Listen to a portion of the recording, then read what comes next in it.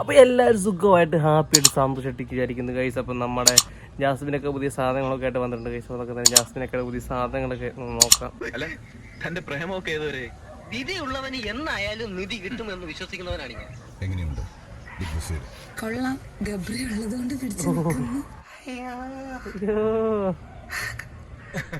എങ്ങനെയാണെന്ന് ചോദിച്ചാൽ ഞങ്ങള് ചക്കരയും ഈച്ചയും പോലെയാ. ഒറ്റയ്ക്ക് കളിക്കാൻ വേണ്ടിയല്ലേ വന്നത്? ഒറ്റയ്ക്കാണ് ബിഗ് ബോസ് കളിക്കുന്നത്. ഒരാടത്തൊരു ഇത് കാണുമല്ലോ, അങ്ങനത്തെ അതിന്റെ ഗുണം കാണാനുണ്ടായിരുന്നു. പെൺകുട്ടികൾ എന്നെ കണ്ട് ആകർഷകരായാൽ പിന്നെ ഞാൻ എന്ത് ചെയ്യും അമ്മേ? നിങ്ങളുടെ അച്ഛന് നിങ്ങളോട് സംസാരിക്കണമെന്ന് ആവശ്യപ്പെട്ടിട്ടുണ്ട്. കാത്തിരിക്കുക.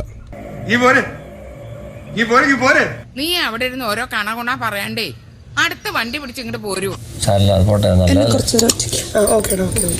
എന്തിനാണ് വിളിക്കുന്നേ? എല്ലാവരും പോയെ, എന്റെ ആത്മ സുഹൃത്താ. ഞങ്ങൾ ഇച്ചിരി സ്വൈര്യമായിട്ട് സംസാരിക്കട്ടെ, ശല്യപ്പെടുത്താതെ. ഗബ്രി, എനിക്കുള്ള ഇമോഷണൽ സപ്പോർട്ടാണ് നീ. അത് നമുക്ക് കുറയ്ക്കണം. അപ്പൊ അതിനൊരു തീരുമാനമായി. ഇങ്ങനൊന്നും എന്നോട് സംസാരിക്കില്ലേ വേഗം?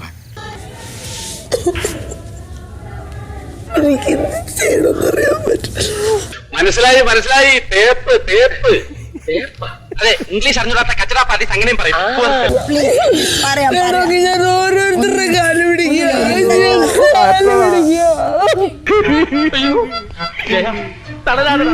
എല്ലാം സഹിക്കാനുള്ള ശക്തി നീ സംഭരിക്കും.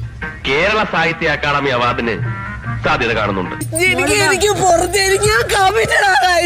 ഒരു ചേഞ്ചിന് വേണ്ടി ഏത് മനുഷ്യനാ ഒരു ചേഞ്ച് ആഗ്രഹിക്കുന്നത്? നിങ്ങൾക്ക് അറിഞ്ഞൂടായിരിക്കും, എനിക്ക് സഹിക്കാവുന്നതിനും അപ്പുറമാണിത്. എനിക്ക് മനസ്സിലാവുന്നില്ല ഞാൻ ചെയ്ത തെറ്റേത്. എനിക്ക് എന്റെ തെറ്റിനെ കണ്ടുപിടിക്കാൻ പറ്റുന്നില്ല. അതാ കുഴപ്പം. നല്ലതും ചീത്തയെ തിരിച്ചറിയാനുള്ള ബുദ്ധി അവനില്ല. നിനക്കൊരു വിചാരമുണ്ട് നീ ഭയങ്കര ബോൾഡ് ആണെന്ന്. ആളിട്ടില്ലെന്ന് നീ പറയുമ്പോ ആളിനെ നിനക്ക് തോന്നുന്നുണ്ടെങ്കിൽ നിനക്ക് പാളാൻ സാധ്യതയുള്ളത് നമ്മളാ. അപ്പൊ അങ്ങനെ ചെയ്യുകയാണെങ്കിൽ നമ്മള് വിട്ട് കളിക്കണം, അത്രേ ഉള്ളൂ.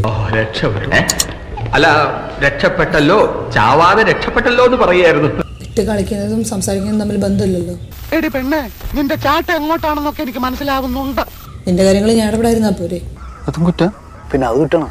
വെറുതെ ഇരുന്ന് നമ്മളെ കൽപ്പില് വേണ്ടാത്ത പൂതിയെല്ലാം ഉണ്ടാക്കി വെച്ചിട്ട് നീ ഇത് അനുഭവിക്കണോടാ. ആയുഷ്കാലം മുഴുവനും നീ ഇത് അനുഭവിക്കണം. എന്നെ അത്രയ്ക്ക് കുത്തിയിട്ടുണ്ട്. കൈ താടാ. എന്തിനാന്നോടാ പറയാ? കൈ താടോ. ഇല്ല. നാരദമുനിയുടെ കാര്യം അറിയില്ലേ? എല്ലാ പ്രശ്നങ്ങളും ഉണ്ടാക്കിയിട്ട് അത് സോൾവ് ചെയ്യാനും മൂപ്പരേനെ മുൻകൈ എടുക്കും. അതുപോലെയാ ഞാനും. നീ താ, ഒരു കാര്യം പറയട്ടെ. ഞാൻ ഉറപ്പാണോ? തരുമെന്ന് ഉറപ്പാണോ?